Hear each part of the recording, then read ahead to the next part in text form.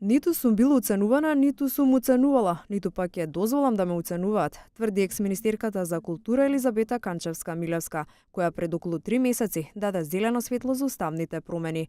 По денешното рочиште за тендери, екс-министерката негираше дека промена на кривичниот законник, преку кој таа би се спасила од евентуален затвор, бил условот за таа да даде поддршка за промена на уставот.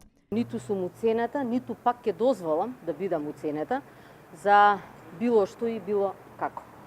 Едно е уставните измени и моето гласање во таа насока и ставањето на државните интереси пред се.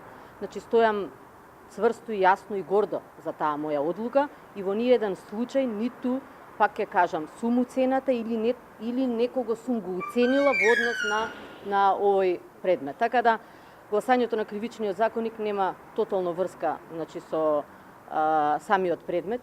Канчевска-Милевска истакна дека за тендери, случај во кој СЈО ја гони за наместен тендер за изградба на музеот на ВМРО, незината невиност ќе ја докажува исклучително со докази по судски пат. Ќе продолжам да си го почитувам судскиот процес и со аргументи, со докази, со факти, бидејќи ги има многу на наша страна, да докажеме дека во овој процес се испочитувани сите законски прописи. Денешното рочиште продолжи со доказна постапка. Исказ дадоа двајца сведоци на предлог на СЈО. Истите сведочаа дека во 2011 година работеле во јавното стамбено претпријатие за стопанисување со стамбени деловен простор и биле надзорни инженери при изградба на музеот на ВМРО.